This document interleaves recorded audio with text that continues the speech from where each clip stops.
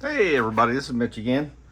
I thought I'd do a quick video on doing a small update to my charging center here in the top of my Milwaukee toolbox. So several years ago I did this, and I do not have a video because the amount of technical issues I ran into made me so mad I just stopped recording.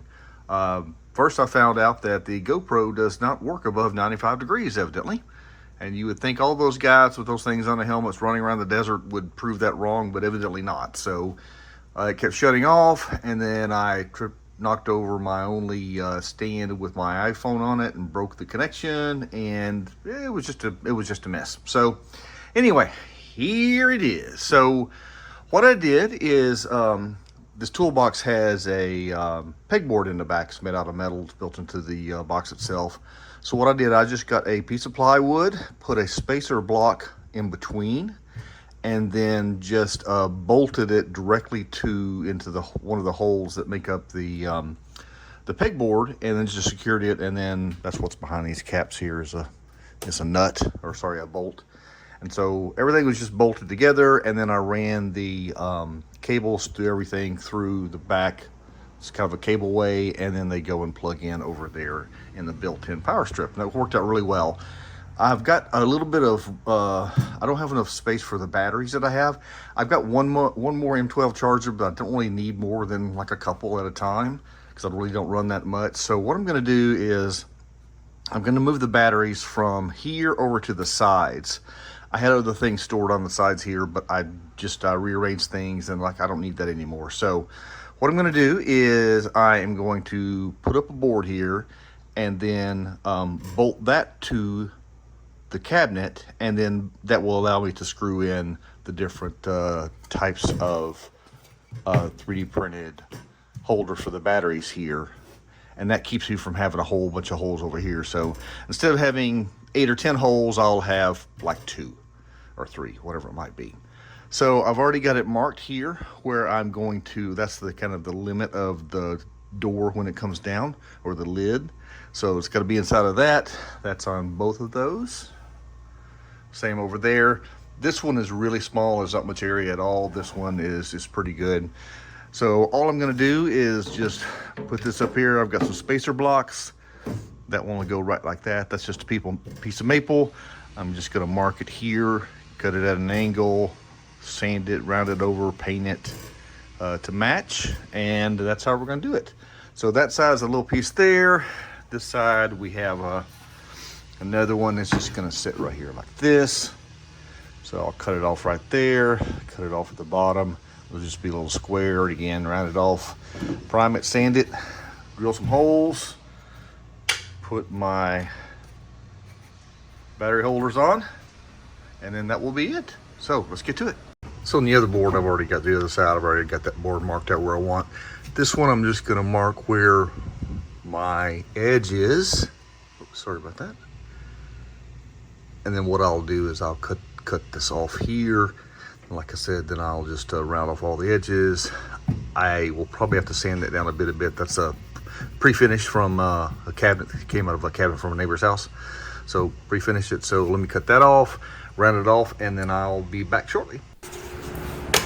So we got everything cut, edges rounded over, sanded. I did not sand, to be quite honest, the black piece good enough, and that came back to haunt me. So even with the primer on that, it still did not stick properly, the red paint that I'm going to put on there. And so I ended up scraping stuff off, re-sanding it, applying about 4 times as much paint as necessary. And I wish I'd gone all the way down to the wood. So lesson learned.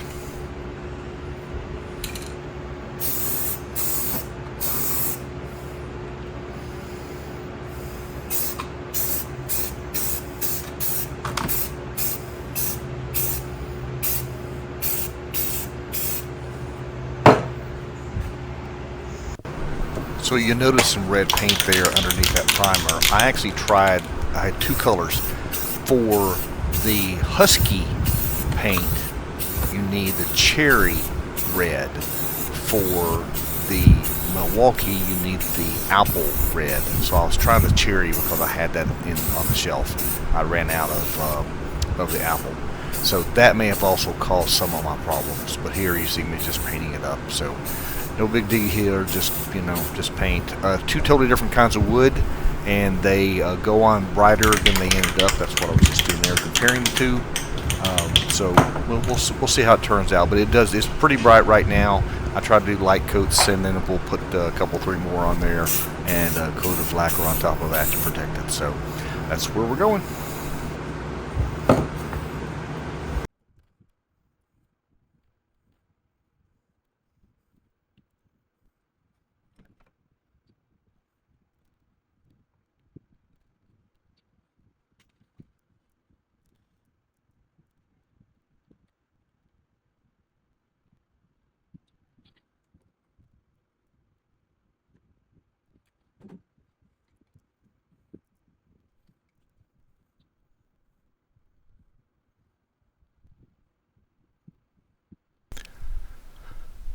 So here I'm just trying to figure out where to place the charging holders versus the bolts that I have to put into the wood to hold it on. So that's what I'm trying to figure out here. How big do they have to be? Where do they have to be? And I made it much more complicated than I needed to. So I'll tell you, I sped this up so I could just not bore you with just me making silly mistakes and having to redo it about 4 times, which I may or may not have showed you.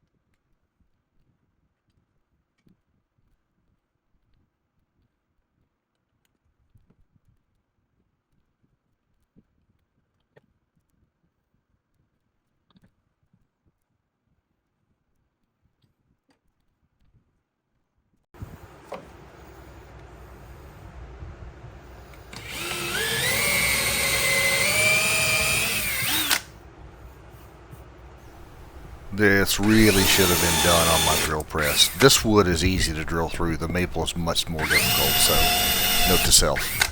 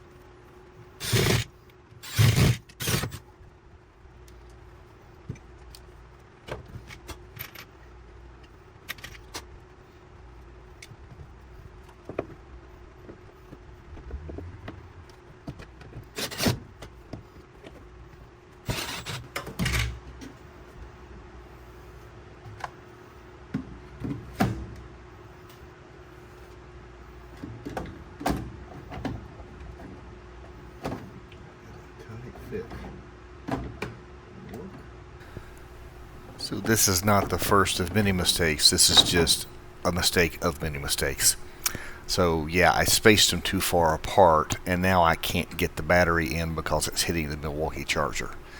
So what I'm going to have to do here is take it all apart and take everything apart and redo everything. So here we go.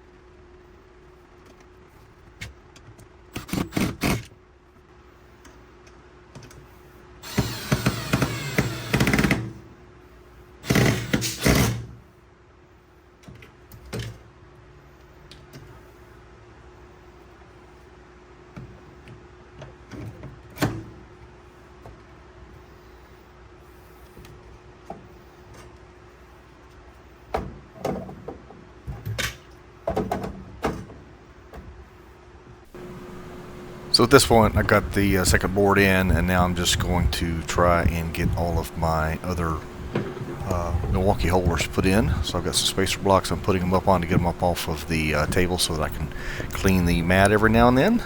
And so it's just a matter of plugging them in and making them all fit.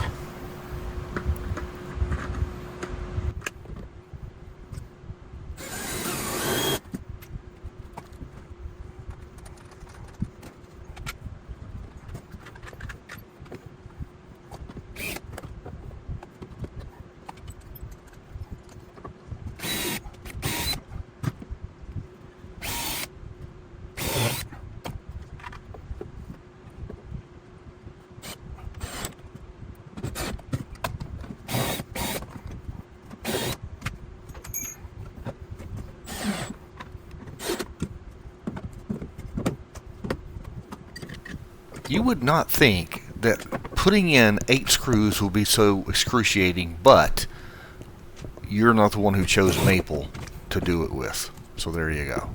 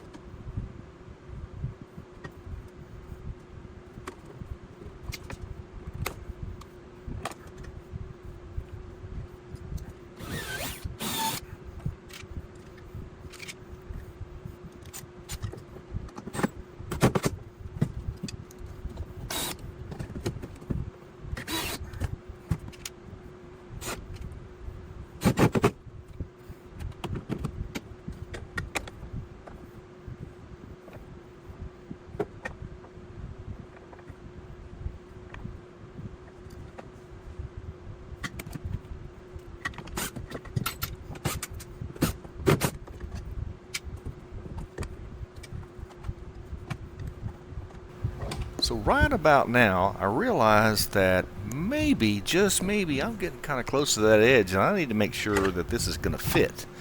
So right now, I'm just setting that one charger up, putting the other one on top of it, and then I want to see if I can close the door or the top.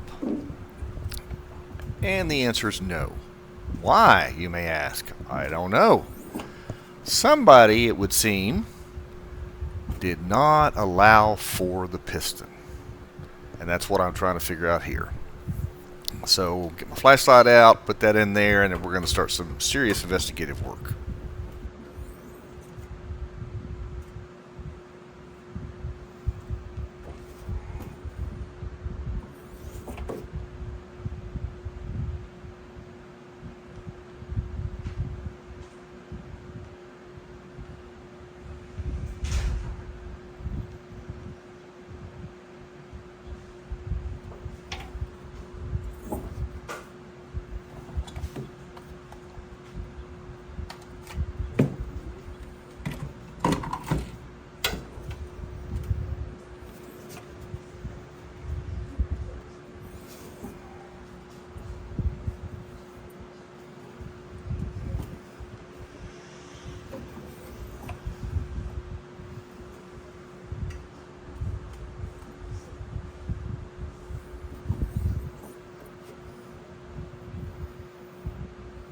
If you can't tell, I have stuff magnetized and stuck to the top of the thing there. So I have a paper towel holder, I have a glove holder, and then that thing right in front of the camera is a pencil sharpener that I take down to sharpen my pencils with. So all of those are stuck to the top.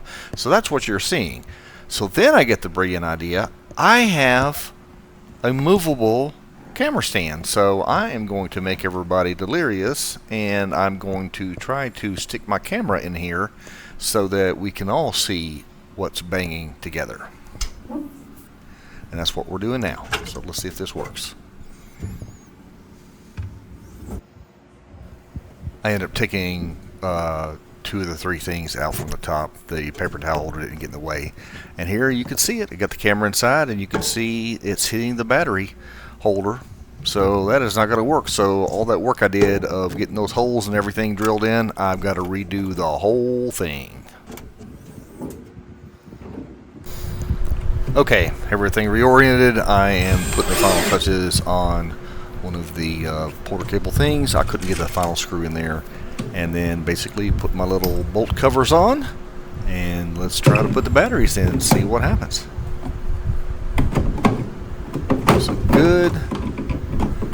In correctly, put the Milwaukee's in the correct way.